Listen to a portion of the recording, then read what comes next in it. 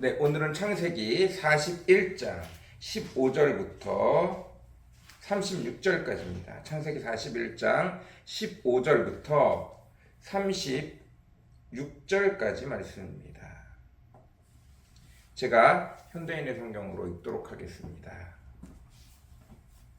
이때 바로가 요셉에게 내가 꿈을 꾸었는데 그것을 해석해 줄 사람이 아무도 없다. 그러나 나는 내가 꿈을 잘 해석한다는 말을 들었다 하고 말하였다. 그래서 요셉은 나는 할 수 없지만 하나님이 왕에게 그 꿈의 뜻을 말씀해 주실 것입니다 하고 대답하였다. 그러자 바로가 요셉에게 말하였다. 내가 꿈에 나일강가에 서서 보니 건강하고 살찐 암소 7마리가 강에서 올라와 풀을 뜯어먹고 있었다. 그 뒤에 흉측하고 뼈만 앙상하게 남은 다른 7마리 암소가 강에서 올라왔는데 그것들은 내가 이집트의 그 어느 곳에서도 보지 못한 아주 흉측한 소들이었다. 그 흉측하고 깡마른 소들이 먼저 올라온 살찐 소들을 먹었으나 먹은 것 같지 않아 여전히 흉측하게 보였다. 그리고서 내가 꿈에서 깨어났다. 잠시 후 나는 다시 잠이 들었는데 꿈에 보니 줄기 하나에 무성하고 알찬 7 이삭이 나오고 그 후에 사막의 바람에 말라붙어 쭉정이가 된 다른 7 이삭이 그 줄기에서 나와 먼저 나온 무성하고 알찬 7 이삭을 삼켜버렸다. 내가 그 꿈을 마법사들에게 말했으나 그것을 설명하는 자가 아무도 없었다. 그러자 요셉이 바로에게 말하였다. 그 2가지 꿈은 한 가지 일을 뜻합니다. 하나님이 앞으로 일어날 일을 왕에게 보이신 것입니다. 7마리의 살찐 소는 7년을 가리키며 7개의 알찬 이삭도 7년을 말합니다. 그래서 그 꿈은 동일한 것입니다. 그 후에 올라온 여이고 흉측한 소도 7년을 가리키며 사막의 바람에 말라붙어 쭉정이가 된 그 7 이삭은 7년 동안의 기근을 뜻합니다. 내가 왕에게 말씀드린 대로 바로 이것이 하나님께서 왕에게 보여주신 앞으로 일어날 일입니다. 앞으로 7년 동안 이집트 전역에 큰 풍년이 있을 것입니다. 그러나 그 후 7년 동안은 흉년이 될 것이며 흉년으로 풍요롭던 시절은 다 잊혀지고 이 땅은 황폐해질 것입니다. 그 기근이 너무 심함으로 이 땅에서 이전의 풍년을 기억하지 못할 것입니다. 왕이 꿈을 2번 연달아 꾸신 것은 하나님이 이 일을 정하셨으며 그 일을 속히 행하실 것을 뜻합니다. 이제 왕은 총명하고 지혜로운 사람을 택하여 나라 일을 맡겨야 합니다. 행정구역을 5으로 나누고 각 구역마다 관리를 두어 풍년이 든 7년 동안에 인형 농산물을 모조리 거두어 왕의 권한으로 각 성의 창고에 비축해 두십시오. 이와 같이 식량을 비축해 두시면 앞으로 이집트 땅에 7년 동안 흉년이 들어도 백성들이 굶어 죽지는 않을 것입니다. 아멘. 네, 오늘은 창세기 41장 15절부터 36절까지 말씀입니다. 바로가 꿈을 꾸었습니다. 그리고 그 꿈을 여러 사람에게 말했지만 아무도 응답하지 못하고 그때 술 맡은 관원장이 예전에 요셉이 꿈을 해석해 준 것을 기억하고 요셉을 왕에게 청구하게 되어집니다. 요셉이 와서 왕의 꿈을 듣습니다. 여러분, 꿈의 내용은 2가지입니다. 하나는 살찐 소가 나오고 7마리의 살찐 소가 나오고 그 후에 7마리의 깡마른 소가 나와서 그 살찐 소 7마리를 먹어버리는 것입니다. 또 다른 꿈은 아주 퉁퉁하고 살이 많이 오른 이삭이 7개의 이삭이 나오고 깡 말라버린 7개의 이삭이 다시 나와서 그 살찐 이삭을 먹어버립니다. 그래도 여전히 깡마른 소는 깡말랐고 바싹 마른 이삭은 바싹 말라 있었습니다. 둘 다 7개씩이었습니다. 여러분, 이게 정말 해석하기 어려운 건가요? 둘 중에 하나죠. 7일 아니면 7년입니다. 혹 70일이라고 말할 수도 있어요. 어쩌면 700일이라고 말할 수도 있습니다. 그래도 정확한 건 7개, 7개니까 7일이거나 7년이거나입니다. 7년 동안 뚱뚱하게 나왔으면 좋다는 거고, 깡마른 게 나왔으면 안 좋다는 거예요. 먼저 7개가 뚱뚱한 게 나오고, 그 다음에 깡마른 게 7개가 나왔습니다. 여러분, 막 굉장히 대단하고 이러지 않습니다. 첫 번째, 요셉이 이 꿈의 이야기를 듣자 하나님이 꿈을 꾸게 하신 것이라고 믿고 이야기합니다.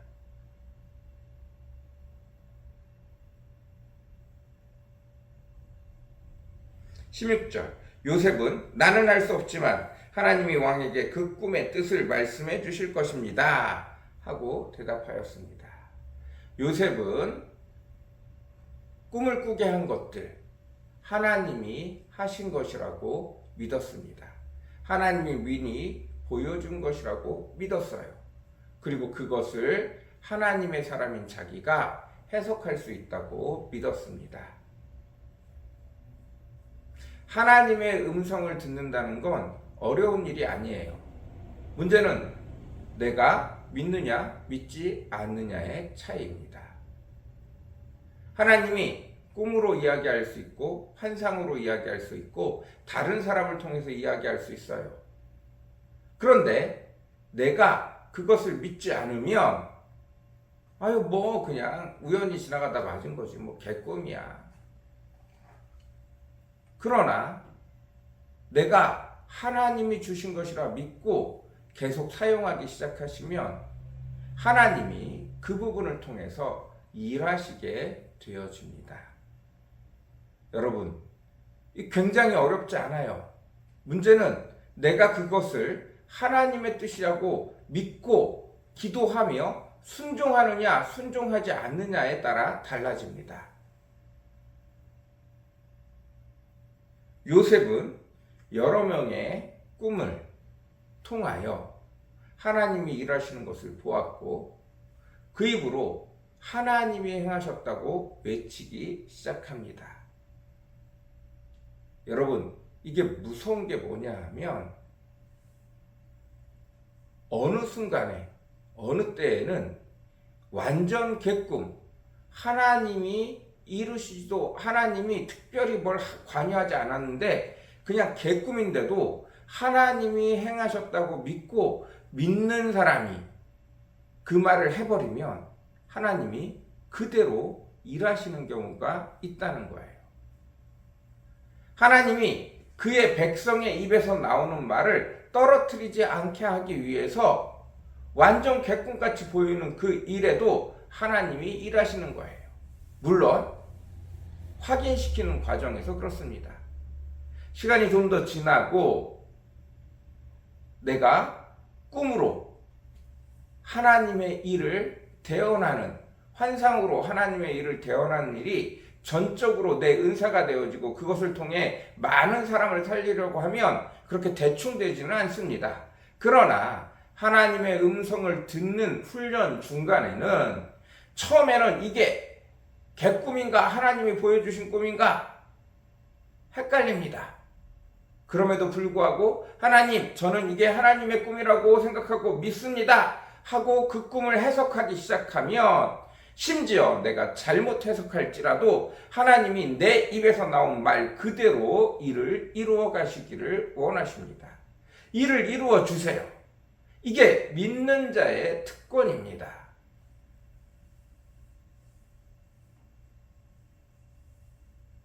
여러분, 제가 초등학교 때 이 꿈 해석을 보면서 저건 나도 하겠는데 이런 생각이 들었어요. 근데 교회 학교 선생님들이 굉장히 대단한 것처럼 요셉만이 할 수 있는 것처럼, 요셉만이 꿈을 해석할 수 있는 것처럼 막 박수를 치는 거 보고 좀 이상하다 생각해서 좀 과하다 싶었어요. 맞습니다. 과한 해석이에요. 여러분, 하나님의 음성은 그렇게 막 굉장히 대단한 것에서부터 시작하지 않습니다. 뭔가 대단한 스킬이 있는 것처럼 생각하시는데 아니요, 그렇지 않습니다. 처음 시작은 내 마음에 와서 닿는 것부터 시작이에요. 내 마음에 일어나는 생각부터 시작입니다. 내가 아는 것부터 시작해요. 문제는 하나님이 내게 주시는 것이라는 믿음을 가지고 시험을 하셔야 돼요. 하나님, 정말 하나님이 내게 주시는 것이 맞나요? 아닌가요? 하나님이 주신 것이라고 믿고 저는 이게 하나님이 주신 마음이라고 믿고 해보겠습니다. 영 엉뚱한 것들은 실패해요. 잘못되어집니다. 그런 분들은 꿈의 은사가 없는 거예요. 영적으로 꿈을 통해서 하나님의 뜻을 알아볼 수 있는 그런 은사가 없는 거예요. 민감함이 없는 거예요. 그런 분들은 굳이 꿈으로 하나님 앞에 보여달라고 하면 안 됩니다. 그런데 자주 꿈이 맞으시고 자주 꿈을 꾸시는 분들이 있어요. 그런 분들은 하나님, 이게 하나님이 주신 건 줄 알고 믿고 해보겠습니다 하셔야 돼요. 실상은 개꿈이라도 하나님 앞에 그렇게 계속 실험할 때 하나님, 이거 하나님이 주신 건 줄 믿고 해보겠습니다 하면 하나님이 급하게라도 일하십니다.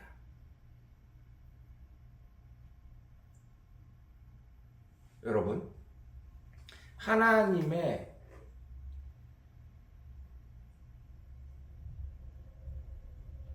말하심, 하나님이 내게 이야기하심, 각 사람마다 다르게 이야기하시는데 그것들을 실험하셔야 돼요.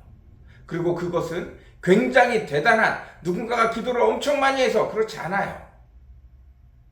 하나님에게 가까이 가려고 하는 사람들은 자기 일상에서 일어나는 거, 이게 하나님의 뜻인가 하고 실험을 하셔야 돼요.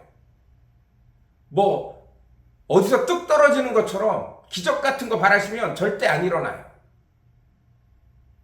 시작하셔야 돼요.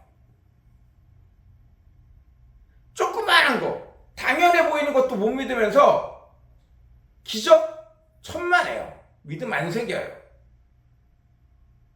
작은 것부터 믿기 시작해야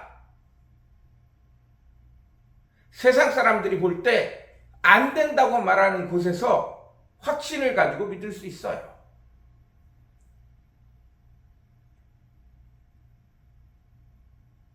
하나님이 비를 주신다고 약속하셨다. 그런데 기도해도 손바닥만한 구름 하나 나타나지 않아요. 그래서 하나님이 주실 걸 믿고 계속 기도해야 돼요. 그러다가 손바닥만한 구름 하나 보이면 그거 믿고 뛰어야 돼요. 여러분, 그러시려면, 그 정도 믿음이 되려면 하나님이 비를 주신다고 약속하셨다. 반나절 내내 외쳐도 구름 한 점 없는 동안 밀어붙이려면 여러분, 가장 기본적인 것부터 믿어야 돼요. 안 믿잖아요. 믿지도 않고 큰 거 주면 내가 믿겠대. 거짓말이에요.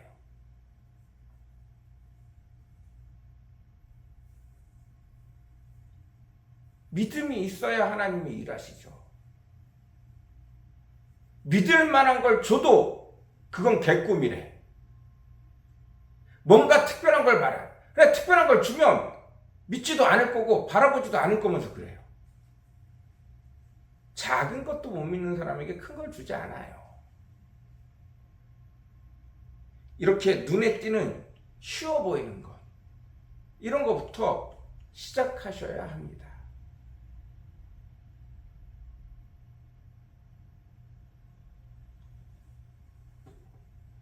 조금 더 세게 말하자면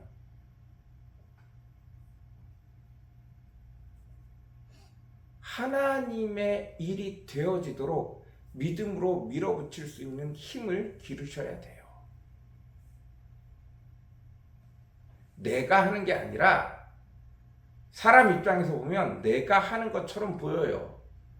그러나 하나님의 입장에서 보면 그것들이 계속 되어졌기 때문에 하나님의 뜻이라고 믿고 움직여 봤더니 계속 되어졌기 때문에 점차적으로 말도 안 되는 일들 앞에도 하나님이 주신 신호를 따라 믿고 인내하고 그 일들을 준비해 나갈 때 사람들은 다들 미쳤다고 하는 그곳에서 하나님의 뜻이, 하나님의 능력이, 놀라운 하나님의 기적이 일어나는 거예요.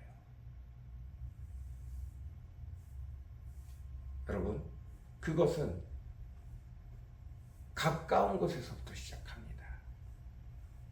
내 마음에 이건 이거 아닐까? 라고 생각하는 것에 여러분 시험을 하며 사셔야 돼요.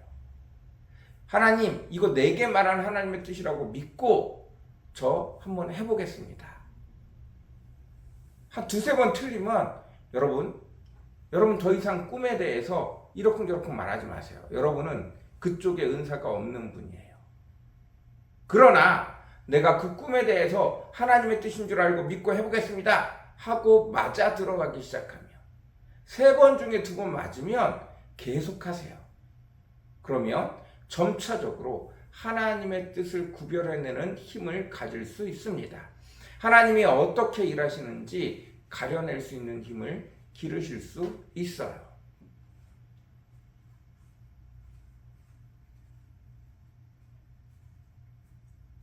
여러분, 이건 해보지 않으면 알 수 없어요. 한다고 무조건 된다는 보장도 분명히 없습니다. 다시 말씀드려요. 꿈의 은사가 없는 사람은 내가 개꿈을 꾸고 이거 하나님 뜻입니다 하고 해보세요. 안 맞아요. 그냥 개꿈일 뿐이에요. 그런데 꿈의 인사가 있는 분들은 하나님이 꿈을 꾸게 하셨다. 하나님, 저 이거 하나님이 내게 말씀하신 것으로 믿고 움직여 보겠습니다 하고 실험을 하세요. 그러면 놀랍게도 10번 중에 6번, 7번이 맞아 들어갑니다. 그러면 그때부터 하나님의 꿈을 하나님이 주신 것이 맞다고 확신을 하고, 그렇다면 나머지 2번, 3번은 왜 틀렸나를 고민하셔야 돼요. 그리고 자꾸 맞춰가셔야 돼요. 그러면 점점 내 마음대로가 아니라 하나님이 뜻하시는 대로 배워갈 수 있습니다. 여러분, 다시 말씀드립니다. 훈련의 과정 중에는 심지어 개꿈일지라도 이게 하나님의 뜻입니다 하고 믿는 자가 그 말을 내뱉을 때 하나님이 힘을 실어주세요.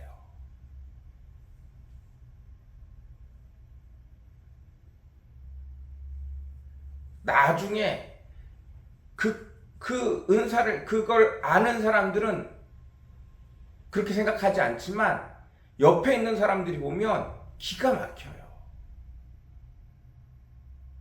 야, 쟤는 말도 안 되는데 그걸 입으로 선포하는 게 하나도 땅에 떨어지질 않네? 그대로 다 이루시네? 하나님이 저 사람의 말을 통해서 그대로 일하시네? 이렇게 느낀다니까요. 야, 굳이 이렇게 할 필요가 없는데 저 사람 말 하나도 안 틀리고 그대로 다 일어나네. 이렇게 말하게 된다니까요. 하나님이 다 알려주신 것을 하지만 옆에 사람들이 보면 그렇게 안 보인다니까요.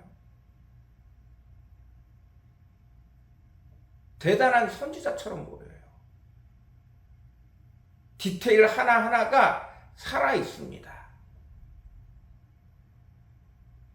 지금 당장 그럴 수는 없어요. 그러나 여러분, 쉬운 것부터 하나님이 내게 주신 음성이라고 믿고 실험해 보셔야 돼요. 그리고 여러분과 하나님이 소통하는 방법을 찾으셔야 돼요.